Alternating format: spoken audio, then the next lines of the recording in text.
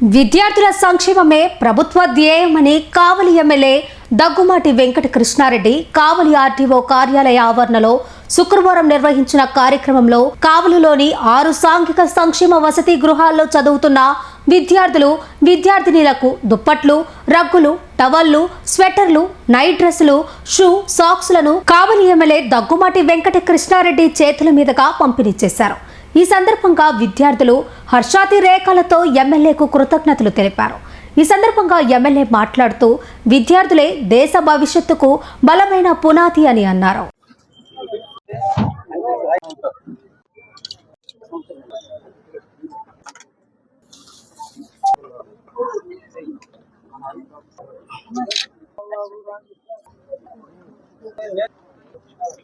తెలియజేసినందుకు మీకు ధన్యవాదాలు. కూడా మన పల్లె ప్రాంతం నుంచి వచ్చినటువంటి వాళ్ళే, అందరూ కూడా నిరుపేద కుటుంబంలో పుట్టినటువంటి వాళ్ళే, అందరూ కూడా కూలి పనులు చేసుకునో వ్యవసాయ పనులు చేసుకునో ఎక్కడో ఒక దగ్గర గుమ్మస్తాలుగానో ఏదో ఆటోలు తోలుకొనో ఏదో ఒక దాన్ని నమ్ముకుని మీ తల్లిదండ్రులు కష్టపడుతున్నారు. వాళ్ళ తల్లిదండ్రుల యొక్క ఉద్దేశం ఒకే ఒక ఉద్దేశం, మేము పడ్డ కష్టాలు మా బిడ్డలను పడకూడదు. మేము తిన్నామో తినలేదో ఈరోజు నష్టపోతున్నామో ఇబ్బందులు పడుతున్నామో ఏదో ఒక బాధలు అనుభవిస్తున్నాం. రేపటి రోజున మా బిడ్డలు ఇటువంటి బాధలను ఎదుర్కోకూడదు.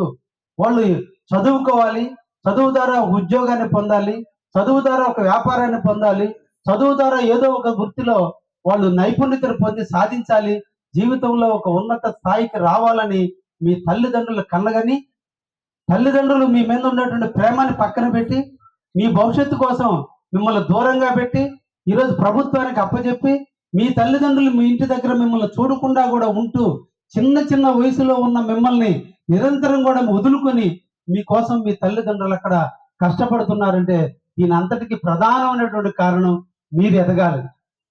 అదేవిధంగా ఈరోజు వార్డెన్స్ కావచ్చు, లేదంటే మీ క్లాస్ టీచర్స్ కావచ్చు, అందరూ కూడా కోరుకునేది మీరు బ్రహ్మాండంగా ఎదగాలి. ఈరోజు ముఖ్యమంత్రి శ్రీ నారా చంద్రబాబు నాయుడు కావచ్చు, ఈ రాష్ట్ర ముఖ్యమంత్రి అయినటువంటి నారా లోకేష్ బాబు కావచ్చు, ఈ సోషల్ వెల్ఫేర్ మంత్రి అయినటువంటి మొన్నటి రోజున ఇక్కడికి వచ్చిన బాల వీరాంజనేయులు కావచ్చు, అందరి యొక్క దృక్పథం ఏ ఒక్క పేదవాడు కూడా ఉన్నతమైన స్థాయికి రావాలి, ఏ ఒక్కడు కూడా వెనకపడకూడదు అని చెప్పి ఇన్ని మౌలిక సదుపాయాలు మీకు కల్పించడానికి అందరూ కృషి చేస్తున్నారు. ఈ రోజున మీరు దాన్ని పుణికిపుచ్చుకొని ఇంతమంది ఆశయాలు, ఇంతమంది ఆలోచనలు, ఇంతమంది మా కోసం పరితపిస్తున్నప్పుడు మేము చేయాల్సింది ఒకే ఒక కర్తవ్యం, కష్టపడాలి. ఈరోజు ఈ హాస్టల్లో ఉన్నటువంటి వాళ్ళందరి వయసులు కూడా ఈరోజు 10 సంవత్సరాల వయసు దాటింది మీ అందరికీ కూడా. ఇంకా మీరు బాగా చదివితే ఇంకొక 15 సంవత్సరాలు చదువుతారు. 25వ సంవత్సరం వచ్చే నాటికి మీరు డాక్టర్లు అవుతారో, ఇంజనీర్లు అవుతారో, లేదంటే ఐఏఎస్లు పాస్ అవుతారో, ఐపీఎస్లు పాస్ అవుతారో, ఏదో ఒక డిగ్రీ పూర్తి చేసుకుంటారు 21 సంవత్సరానికల్లా. 21 సంవత్సరం తర్వాత మాస్టర్ డిగ్రీలు పొందుతారు. ఆ తర్వాత మీ జీవితానికి మీరే దారులు ఏర్పాటు చేసుకోవాలి. ఈరోజు మీకు నిరంతరం గైడెన్స్ ఇవ్వడానికి ఇంతమంది ఉన్నారు. ఎప్పుడు ఏం చదవాలి, ఎప్పుడు లేయాలి, ఎప్పుడు ఏ పాఠం చదవాలి, ఎప్పుడు మీకు అధికారులు రూపంలో కానీ మీ తల్లిదండ్రులు. కానీ 23, 24 సంవత్సరాలు వచ్చే నాటికి మీ జీవిత గమ్యాన్ని మీరే చూసుకోవాల్సి వస్తుంది. అప్పుడు నిలదొక్కున్నాడే హీరోలు అవుతారు. అందుకనే ఇప్పటి నుంచే మీరు ఒక ఆలోచన రావాలి. మేము జీవితంలో ఏం కావాలో ఒక ఆలోచన మీకు రావాలి. నిరంతరం మన పక్కన ఉన్న హాస్టల్లో పక్కనే ఉన్నటువంటి మన ఆర్టీఓ గారిని చూసి ఒక ఇన్స్పైర్ కావాలి, మీ వార్డును చూసి ఒక ఇన్స్పైర్ కావాలి, మీ క్లాస్ రూమ్లో పాఠాలు చెప్పే మీ టీచర్స్ నుంచి ఒక ఇన్స్పైర్ కావాలి. ఏదో ఒకరోజు నేను కూడా అలా టీచర్ కావాలి, నేను కూడా విద్యార్థులకు పాఠాలు చెప్పాలని టీచర్ని చూసి కొంతమంది ఇన్స్పైర్ అవ్వాలి, ఆర్టీఓని చూసి కొంతమంది ఇన్స్పైర్ అవ్వాలి. ఏదో ఒక దాన్ని మీరు సెలెక్ట్ చేసుకోవాలి. ఇప్పటి నుంచి కళలు కనాలి. ఆ కళలను నేను సకారం చేసుకోవడం కోసం, ఆ కళలను నెరవేర్చడం కోసం నిరంతరం కూడా మనం ఆలోచన చేయాలి. పాఠ్య పుస్తకాలలో పాఠాలే కాకుండా నిజ జీవితంలో ఉన్నటువంటి లక్షణాలు కూడా అలవరుచుకోవడానికి ఇప్పుడే మీకు అంకురార్పణ కావాల్సినటువంటి వయసు కూడా ఇదే స్టార్ట్ అవుతుంది. కాబట్టి ఇప్పుడు మీరు ఆనందాల వైపో, ఫ్రెండ్స్ వైపో, ఇతరులు హేళన చేసేట వైపో, ఇతరులను అవమానించేటైపో ఈ ఆలోచనలు పక్కన పెట్టి మీ జీవితానికి కావాల్సినటువంటి లక్షణాలను అలవర్చుకోవడంలో మీరు తప్పకుండా ముందుకు పోవాల్సినటువంటి అవసరం ఉంది. ఈరోజు మనందరూ కూడా ఈ వార్డుల కానించి, మీ తల్లుల కానించి, మన అక్కల కానించి, మీరు కానించి ఈరోజు మీరు మెడలో పెట్టుకునే బంగారం కూడా ఒక మట్టిలో మాణిక్యమే. అది కూడా మట్టిలో దొరుకుతుంది. మీ జీవితం కూడా మన మట్టి లాంటిదే. దాన్ని కూడా సాధన పెట్టారు. కొన్ని వేల డిగ్రీల దగ్గర ఆ మట్టిని కరగేశారు. ఆ కరిగితే అది ఆభరణంగా తయారైంది. ఆ కంసలి వాడు ఆ ఆభరణంగా తయారు చేయాలంటే కొన్ని లక్షల ఉలి దెబ్బలు తగిలితే ఆ ఉలి దెబ్బలు తగిలిన పాపానికి అది మంచి ఆభరణం అయింది. మీ మెడలో అందమైన ఆభరణంగా ఉంది. మీరు కూడా మీ జీవితంలో ఆభరణంగా మలుచుకోవాలంటే కష్టాలు వస్తాయి, ఇబ్బందులు వస్తాయి, పడిపోవడం ఉంటుంది, ఓడిపోవడం ఉంటుంది, మోసపోవడం ఉంటుంది, అవహేళన ఉంటుంది, ప్రయత్నంలో విఫలమవడం ఉంటుంది. అన్ని జరిగినా కూడా అంతిమ లక్ష్యం ఒకటే, ఏదో ఒక రోజు నాకు ఉజ్వలం భవిష్యత్తు వస్తుంది, దానికోసం ఎన్నిసార్లు పడ్డా పర్లేదు, ఎన్నిసార్లు ఓడిపోయినా పర్లేదు, కానీ అంతిమ విజయం నాకు వర్తిస్తుందనే ఒక దృఢ సంకల్పంతో మీరు ఎదగాల్సినటువంటి అవసరం మీ అంతరం. అదృష్టం అనేది డిక్షనరీలో లేదు. దేవుడు కాళ్ళు, చేతులు, ముక్కు, నోరు అందరికి ఇచ్చాడు. క్లాస్ రూమ్ లో 20 మందికి పాఠాలు చెప్పినా, 40 మందికి పాఠాలు చెప్పినా, 50 మందికి పాఠాలు చెప్పినా, పాఠాలు చెప్పే గురువు ఒక్కరే. వినేటువంటి విద్యార్థులు 50 మంది అయినా ఒకరు మాత్రమే ఫస్ట్ క్లాస్ లో పాస్ అవుతున్నారు, ఒకరేమో వెనకబడిపోయి ఫెయిల్ అవుతున్నారు. ఎవరిది లోపం? తల్లిదండ్రుల పెంపకంలో లోపమా, లేదంటే పాఠాలు చెప్పిన గురువులో లోపమా? ఒక్కసారి మీరు ఆత్మ పరిశీలన చేసుకుంటే లోపం ఎక్కడో లేదు, మనలో ఉందని ఆలోచన రావాలి.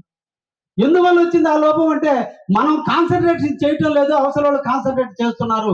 అవసరంలోడు దాని మీద శ్రద్ధ వహిస్తున్నాడు, మనం శ్రద్ధ వహించడం లేదు.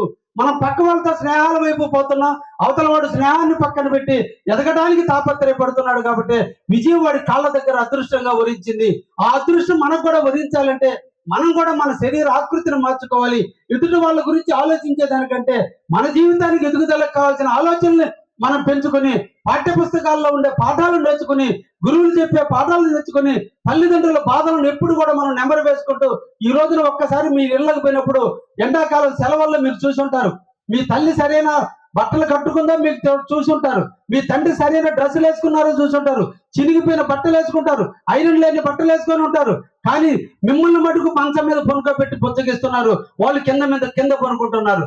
ఎందుకంటే రేపు ఒక రోజున, వయసు వచ్చిన రోజున ఆ తల్లిదండ్రుల యొక్క విలువను మీరు పెంచే విధంగా ఎదగతారన్న నమ్మకంతో మీరు ఆకాశం అంత ఎత్తి ఎదగాలని దృఢ. కోళ్ళు కుడతాయో, పాములు కుడతాయో, క్రిమి కీటకాల వల్ల నష్టం జరుగుతుందనే మాట కూడా ఆలోచించకుండా అన్ని కళ్ళల్లో ఆనందం ఒకటే. నేను పడ్డ కష్టాలు నా బిడ్డలు పడరు, నేను పడ్డ ఇబ్బందులు మా బిడ్డలు పడకుండా ఉండడం కోసం, వాళ్ళు ఉన్నత స్థాయి కోసం నేను పడే కష్టాన్ని మర్చిపోయి దానికి కూడా సిద్ధపడి మీ తల్లిదండ్రులు మీకోసం కష్టపడ్డారు. ఇవన్నిటిని మీరు రుణం తీర్చుకోవాలి. ఈరోజు బ్రహ్మ మిమ్మల్ని పుట్టించాడు, మనందరినీ పుట్టించింది బ్రహ్మ. మీ తల్లి మిమ్మల్ని కన్నది, మీ తండ్రి మిమ్మల్ని తపరపడుతున్నాడు మిమ్మల్ని ఎదగడానికి. కాబట్టి మీ జీవితాన్ని ఎదగనిస్తారో ఓడిపోయి కిందకి పోయి నశించిపోతారో అనేది మీ జీవితం. మీ తల్లి రుణం తీర్చుకుంది మీకు బిడ్డగా జన్మనిచ్చి, మీ తండ్రి మిమ్మల్ని పెంచడానికి తపరపడుతున్నాడు, మీ తండ్రి రుణం తీర్చుకున్నాడు. ఇప్పుడు మీరు రుణం తీర్చుకోవాల్సిన అవసరం ఉంది. రుణం అంటే వృద్ధాప్యం అన్నం పెట్టడం కాదు. మీరు ఎదిగి ఒక ఐఏఎస్, ఒక ఐపీఎస్, ఒక డాక్టర్, ఒక ఇంజనీరు, ఒక టీచరు, ఒక పోలీసు ఏదో ఒక దాన్ని సాధించి ఊరికి వెళ్ళినాడు. మీ ఊర్లో ఉన్న మీ బంధువులు, మీ ఊర్లో ఉన్న మీ ఇంటి పక్కోళ్ళు, మీ ఊర్లో ఉన్నటువంటి మీ శత్రువులు అందరూ కూడా మీ తల్లిదండ్రుల స్థాయి చూసి శభాష, మంచి బిడ్డల కన్నా మీ కొడుకు ప్రయోజకుడయ్యాడు, మీ కూతురు ప్రయోజకులయ్యా, అటువంటి బిడ్డల కన్నందుకు మీరు ధన్యులయ్యాని మీ తల్లిదండ్రులు పొగిడినాడు. అది మీ తల్లిదండ్రులకు మీరు రుణం తీర్చుకున్నట్టు. ఆ రుణం తీర్చుకున్న వ్యక్తే పరిపూర్ణమైనటువంటి మనిషి. ఎందుకు పుట్టాడా ఈ నా కడుపునని తండ్రి ఏడవడం కాదు, ఈ పిల్ల నా కడుపున పుట్టి మా కుటుంబానికి చెడ్డ పేరు తెచ్చిందని మీ తల్లి ఏడ్చేటట్టు కాదు మీ జీవితం ఉండాల్సింది. మీ జీవితం 25 సంవత్సరాల తర్వాత మీ తల్లి తండ్రిని మిమ్మల్ని గట్టిగా అద్దుకుని శభాష్ బిడ్డ, మా కష్టాలన్నీ మర్చిపోయేటట్టు చేసి ఈ రోజు మమ్మల్ని ఊర్లో కీర్తిమంతులుగా అందరూ పొగిడే విధంగా నువ్వు ఎదిగినందుకు శభాష్ బిడ్డ అని చెప్పి మిమ్మల్ని ముద్దాడతారే, అది నిజమైన జీవితం. ఆ జీవితం ఏర్పడాలంటే ఈ 15 సంవత్సరాలు మీరు కష్టపడండి. ఫ్రెండ్స్కి దూరంగా ఉండండి, అలవాట్లకు దూరంగా ఉండండి, వ్యసనాలకు దూరంగా ఉండండి. అన్నిటిని వదిలిపెట్టి ఈ రోజు పడే మీ బాధలు, ఇప్పుడు ఓడిపోతే ఎలా ఓడిపోయామో ఇంకొకసారి ఓడకుండా ఎలా ఉండాలో నేర్చుకోండి. మోసపోతే ఇంకొకసారి జీవితంలో మోసపోకుండా ఎలా ఉండాలో నేర్చుకోండి. అన్ని కూడా పాఠ్య పుస్తకాల అంశాలే కాదు, ఎదుగుతునే కొద్ది మీ ఆలోచన పరిపక్వతతో వచ్చే లక్షణాలను కూడా మీరు క్రమశిక్షణగా మార్చుకోగలిగితే తప్పకుండా మీ అదృష్టవంతులు అవుతారు. ఎవ్వరు దురదృష్టవంతులు ఉండరు. దేవుడు కాళ్ళు, చేతులు, ముక్కు, నోరు అందరికి ఇచ్చారు. కానీ ఈ రోజు మేమందరం గెస్టులుగా వచ్చి మీకు పాఠాలు చెప్తున్నాం. రేపటి రోజున మీరు కూడా గెస్ట్గా వచ్చి ఇదే ప్లేస్ లో కూర్చొని మీరు విద్యార్థులకి స్పీచ్ ఇచ్చే స్థాయికి ఎదగడానికి మీరు తపన పడాల్సిన అవసరం ఉంది. కాబట్టి ఆ విధంగా మీరు మీ జీవితాన్ని మలుచుకుని మీకోసం మీరేమనుకుంటున్నారంటే ఏం చేస్తున్నారు అనుకున్నా, మీకోసం ప్రభుత్వం కోట్లు ఖర్చు పెడుతుంది, వేల లక్షల రూపాయల జీతాలు ఇచ్చి వాటర్స్ కానించి కుక్కులు కానించి దబర్లు కానించి కొని వండి మీకు అన్నం పెడుతుంది. మీ తల్లిదండ్రులు కష్టపడుతున్నారు, యూనిఫామ్స్ ఇస్తున్నాం, పుస్తకాలు ఇస్తున్నాం, భోజనాలు పెడుతున్నాం. ఇన్ని కోట్ల ఖర్చు పెట్టి మీకోసం మీ ఎదుగుదల కోసం పాటు పడుతున్నప్పుడు మీరు మీ జీవితాన్ని మలుచుకుంటారని మనసారా మిమ్మల్ని అందరినీ కూడా ఆశీర్వదిస్తూ సెలవు తీసుకుంటున్నా. Thank you.